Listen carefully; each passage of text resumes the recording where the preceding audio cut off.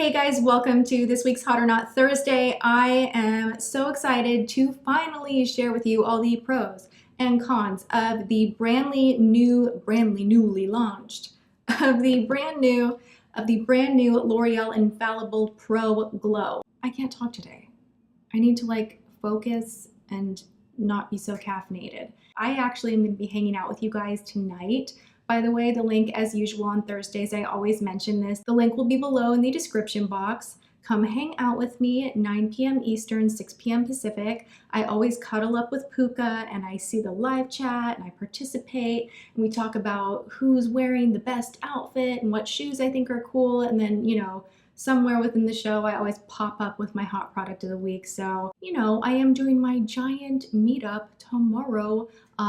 I'm not going to ramble on into tons of detail with that because I feel like I've been doing that every video, but it is in Santa Monica, 2 to 4 at the Promenade. Details will be in the description box below for that as well. Updates are done, class. Let's get back to the makeup.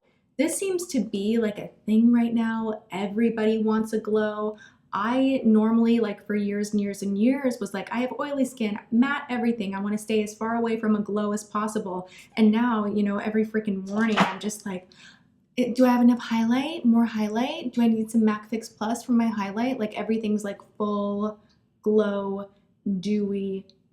Do you get what I'm saying? It's a thing. So I thought it was pretty cool that L'Oreal launched a Pro Glow formula of a foundation that I already use and love so much, the Infallible Pro Matte. This is a mattifying, long-wearing foundation that gives you a lot of coverage. It is very buildable. I really love this one. It has high water content, but it's still mattifying. It glides right on the skin. I've actually done a video on this a long while back before I moved.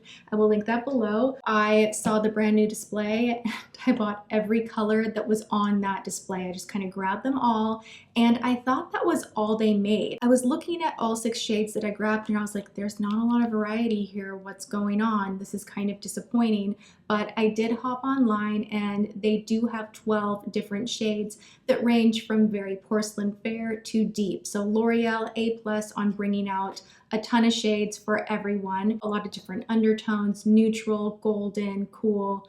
So you really will be able to find your perfect shade.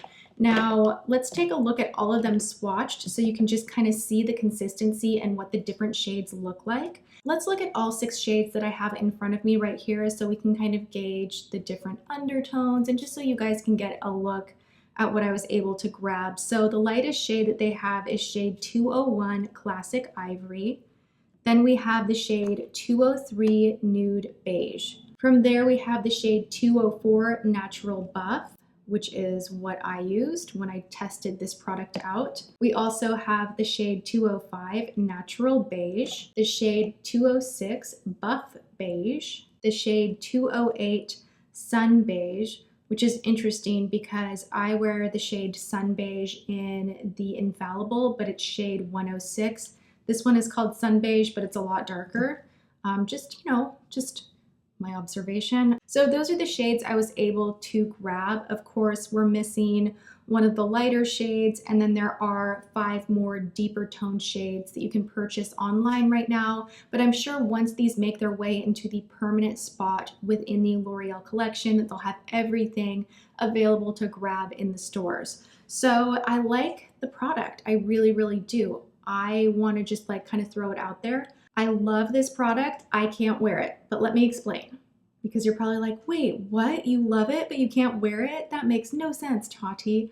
But I am really trying to push myself to try out products that aren't necessarily just for my skin type. I want to give you guys ideas on what a good product is across the board, and I really want to challenge myself to bring to you full collections as often as I can.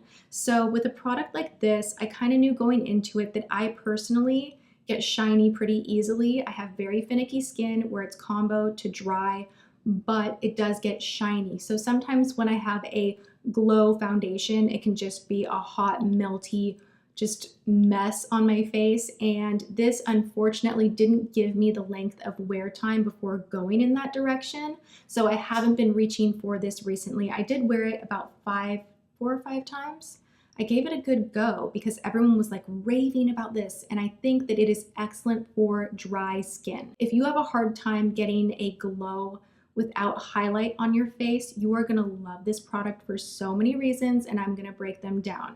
For me, I mean, I'm sitting here and the second I get in front of these lights, I'm like, powder me, oh my God, I'm so oily. If I open up my Snapchat, I'm like, dear Lord, like the reason I like to use the swipe one over filter so much is because I'm always so shiny.